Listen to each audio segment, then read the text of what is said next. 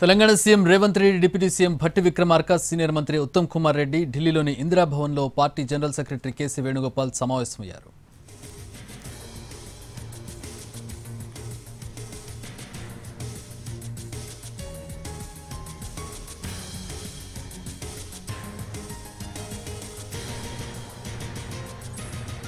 Telangana cabinet విస్తరణ కోసం ఎదురు చూస్తున్న ఆశావహుల సుదీర్ఘ నిరీక్షణకు తెరదించేలా హైకమాండ్ ప్రయత్నాలు ప్రారంభించింది. ఢిల్లీలో హైకమాండ్ పెద్దలతో CM Revanth, deputy CM Bhatti Vikramarka, మంత్రి ఉత్తమ్ కుమార్ రెడ్డి భేటీ అయ్యారు. కేబినెట్ విస్తరణకి ఇండికేషన్ కూడా పార్టీ నేతలకు అందింది. దీంతో ఉగాదికి కేబినెట్ విస్తరణ జరిగే అవకాశం ఉన్నట్టుగా తెలుస్తోంది. ఎంతో కాలంగా ఎదురు చూస్తున్నారు కేబినెట్ విస్తరణ కోసం. ఆశావహులు కూడా భారీగా ఉన్న నేపథ్యంలో ఎవరెవరికి బెర్తులు దక్కబోతున్నాయనే దాని మీద ప్రస్తుతం ఉత్కంఠ నెలకొని ఉంది. ఉగాదికి ఈ కేబినెట్ ఎక్స్పాన్షన్ ఉండే అవకాశం కనపడుతోంది. 6 మంత్రి పదవులు ఖాళీగా ఉన్నాయి. ఈ మంత్రి పదవులకు ఎవరెవరిను సెలెక్ట్ చేస్తారనే దాని మీద ప్రస్తుతం ఉత్కంఠ నెలకొని ఉంది. హైకమాండ్తో భేటీ అయ్యారు. భేటీ అయిన వారి దృశ్యాలను మనం చూస్తూ ఉన్నాం. ఢిల్లీకి చేరుకున్నారు ముఖ్యమంత్రితో సహా ఇతర కీలక మంత్రులు, నేతలు అందరూ కూడా అక్కడికి చేరుకున్నటువంటి పరిస్థితి.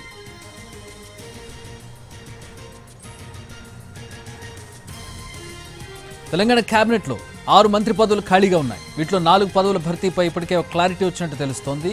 మరో 2 పదవుల భర్తీ అంశాన్ని పెండింగ్లో ఉంచినట్టు సమాచారం. పదవుల్లో భర్తీలోనూ సామాజిక కూర్పు లాంటి అంశాలపై అధిష్టానం ఫోకస్ చేసినట్టుగా కనిపిస్తోంది.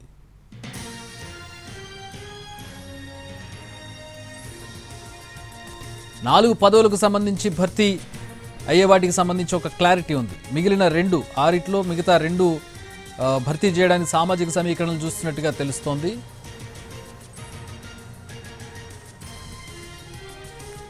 మంత్రివర్గ విస్తరణలో భాగంగా నిజామాబాద్ జిల్లా నుంచి సుదర్శన్ రెడ్డి పేరు పరిశీలనట్టుగా తెలుస్తోంది. నల్గొండ జిల్లాలో కోమటిరెడ్డి రాజగోపాల్ రెడ్డి, రెడ్డి సామాజిక వర్గం నుంచి 2 పేర్లున్నాయి. అయితే రెడ్డిలకు 2 మంత్రి పదవులు ఇస్తారనేది కూడా చూడాల్సినటువంటి పరిస్థితి కనపడుతోంది.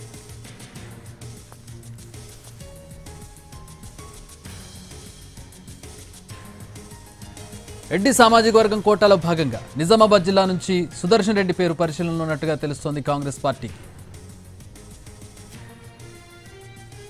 నల్గొండ జిల్లాలో కోమటిరెడ్డి రాజగోపాల్ రెడ్డి పేరు కూడా వినిపిస్తోంది. రెడ్డి సామాజిక వర్గం నుంచి 2 పేర్లున్నాయి. రెడ్డి సామాజిక వర్గం నుంచి 2 మంత్రి పదవులు ఇస్తారనేది కూడా ఇక్కడ సామాజిక సమీకరణలో చూడాల్సినటువంటి పరిస్థితి కనపడుతోంది. నల్గొండ జిల్లాలో ఇప్పటికే 2 మంత్రులు ఉన్నారు. 2 రెడ్డి సామాజిక వర్గానికి చెందిన వారే. అదే కోటాలో కోమటిరెడ్డి రాజగోపాల్ రెడ్డి, కోమటిరెడ్డి వెంకటరెడ్డి సోదరుడు కోమటిరెడ్డి రాజగోపాల్ రెడ్డికి కూడా ఛాన్స్ దక్కుతుందనే చర్చ కూడా ఉంది. అయితే కేసీ వేణుగోపాల్ రాజగోపాల్ రెడ్డికి మాట ఇచ్చారు కాబట్టి అది అమల్లోకి వస్తుందన్న ధీమా కూడా రాజగోపాల్ రెడ్డిలో కనపడుతోంది. ఎందుకంటే ఆయన పార్టీ మారి ఈ పార్టీలోకి వచ్చిన నేపథ్యంలో ఆయనకు హామీ లభించినట్టుగా తెలుస్తుంది. మరి ఈ విస్తరణలో ఆయనకు పదవి దక్కుతుందా, లేదంటే సామాజిక సమీకరణల నేపథ్యంలో దక్కకుండా ఉంటుందనేది వేచి చూడాల్సినటువంటి పరిస్థితి.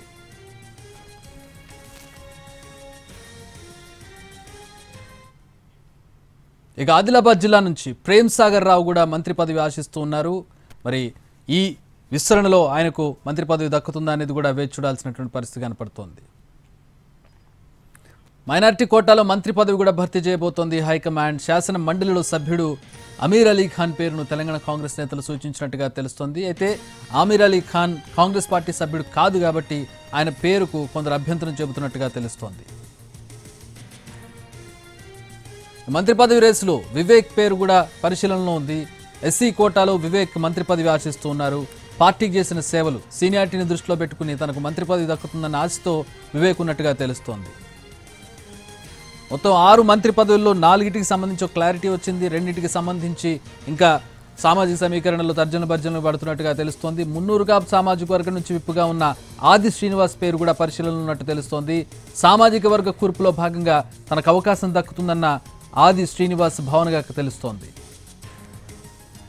బీసీ సామాజిక వర్గం నుంచి ఉమ్మడి పాలమూరు జిల్లా నుంచి శ్రీహరికి కేబినెట్లో బెర్త్ ఖరారైనట్టుగా సమాచారం. ఎస్టీ కోటాలో మంత్రి పదవి ఇచ్చే అంశంలో దేవరకొండ ఎమ్మెల్యే బాలునాయక్ రేసులో ఉన్నారు. మున్నూరు కాపు, పద్మశాలి, గౌడ్, ముదిరాజులతో మంత్రివర్గ కూర్పు ఉండనుందని సమాచారం.